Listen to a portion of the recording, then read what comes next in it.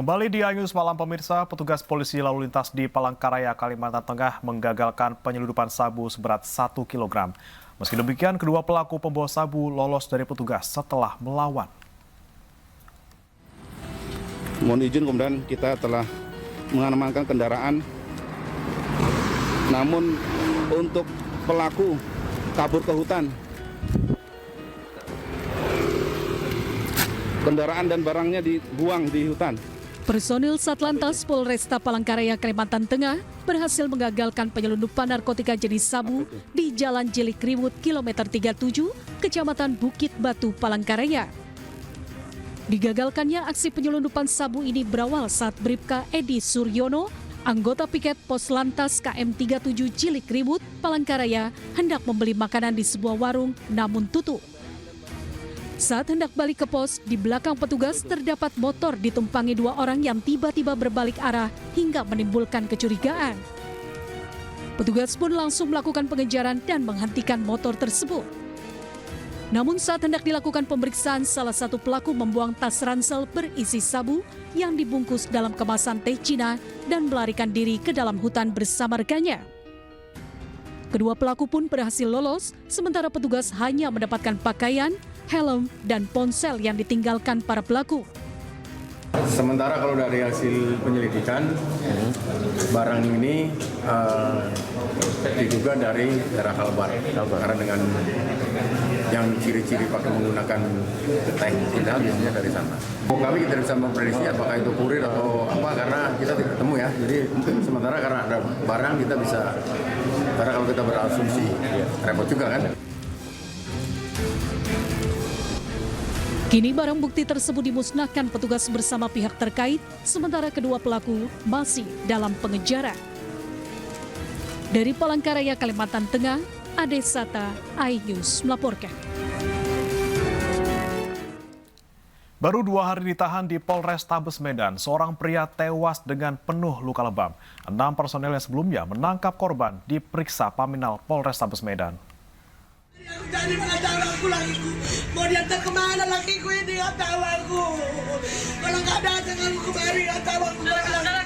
Kesedihan menyelimuti Dumaria Simangunsong setelah melihat jenazah suaminya, Budianto Sitepu, di Rumah Sakit Bayangkara Medan. Nggak ada pemberitahuannya, aku sendiri yang datang waktu kemari. Budianto yang baru 2 hari ditahan di Polrestabes Medan meninggal dunia dengan kondisi lebam di wajah dan dada. Aku foto aja, tapi boleh.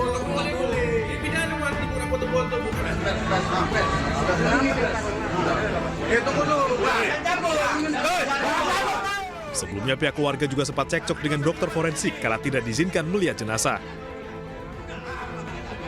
Budianto ditangkap polisi bersama 2 orang lainnya atas dugaan tindak pengancaman dengan kekerasan. Usai ditempatkan di sel sementara, Budianto muntah-muntah dan dibawa ke Rumah Sakit Bayangkara Medan, namun kemudian dinyatakan meninggal dunia. Pihak Polrestabes Medan tak menampik korban tewas karena adanya tindak kekerasan saat penangkapan. Dugaan memang kekerasan terjadi pada saat proses penangkapan. Kemudian kami juga sudah melakukan pemeriksaan dan sedang melakukan pemeriksaan internal yang dilakukan oleh Paminal Polrestabes Medan terhadap anggota yang melakukan penangkapan pada saat itu, ya, supaya jelas nanti manakala memang ada dugaan pelanggaran kode etik maupun SOP dalam proses penangkapan, ya kita akan menyesuaikan dengan ketetapan yang sudah dibuat secara internal. 6 personel yang menangkap Budianto tengah diperiksa Paminal Polrestabes Medan untuk mengungkap penyebab tewasnya korban. Dari Medan, Sumatera Utara, Adi Palapa Harahap, iNews melaporkan. Polisi mengendus adanya dugaan keterlibatan ibu kandung Agus difabel dalam menjerat para korbannya. Sementara Polda NTB telah merampukan berkas Agus dan menyerahkannya ke jaksa.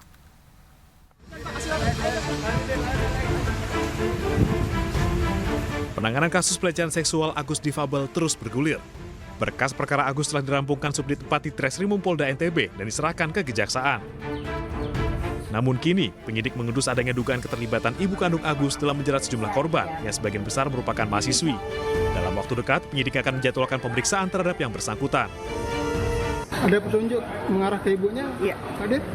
Kalau kita ketahui kan petunjuknya cuma satu. Waktu itu yang terkait dengan korban menyatakan bahwa saya akan menelpon ibu saya dulu. Untuk memberikan informasi. Nah itu akan kita dalami seperti apa. Tapi kan korban ini harus melapor juga sebagai korban yang memang melibatkan ibunya. Kalau dari keterangan si Agus sendiri, pelaku bahwa ibunya tidak ada di TKP, tidak ada, cuma hanya komunikasi. Itu juga tidak semua dikomunikasikan sama ibunya. Sementara itu, masa perpanjangan tahanan rumah Agus selama 40 hari segera berakhir. Selanjutnya, Agus akan ditahan di Lapas Kelas 2 Akuripan. Dari Mataram, Nusa Tenggara Barat, Hari Kasidi, iNews melaporkan. Direktorat Reserse Kriminal Umum Polda Jawa Tengah mencekal 3 tersangka baru dalam kasus perundungan PPDS Universitas Diponegoro. Pencekalan guna mencegah para tersangka melarikan diri ke luar negeri.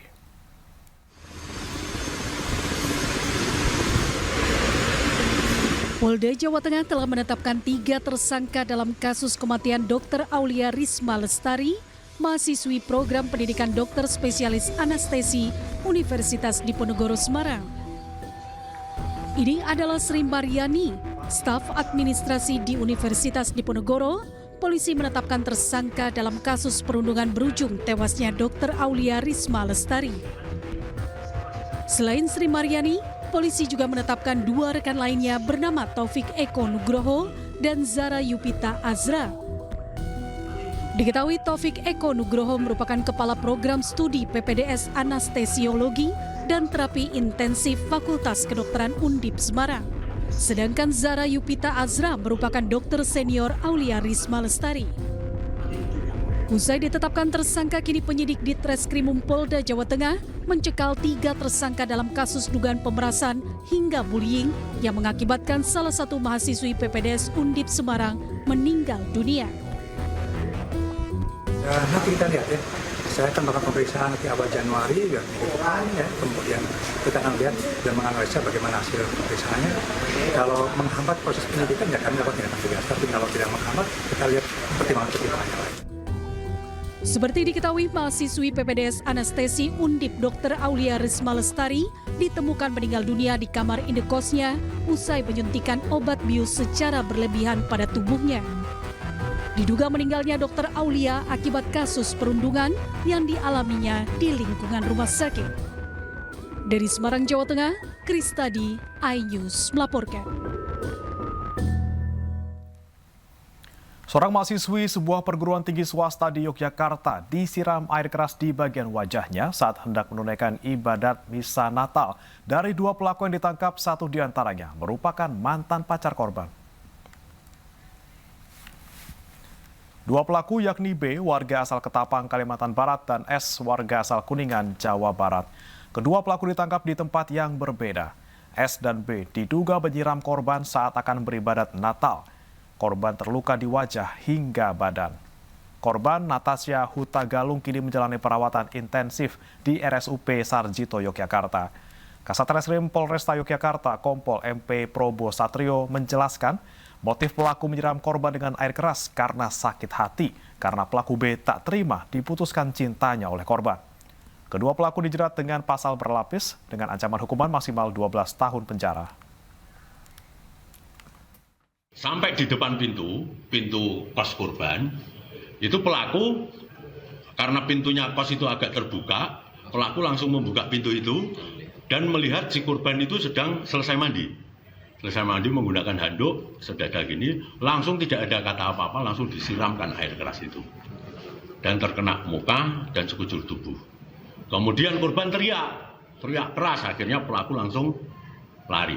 Pada saat datang itu pelaku menggunakan sepeda motor, kemudian menggunakan jaket Gojek, menggunakan masker, jadi tertutup. Akhirnya setelah dia lari, korban ditolong oleh 10.000 buruh PT Sritex menyatakan siap melakukan aksi demonstrasi di Jakarta. Informasinya usai jeda.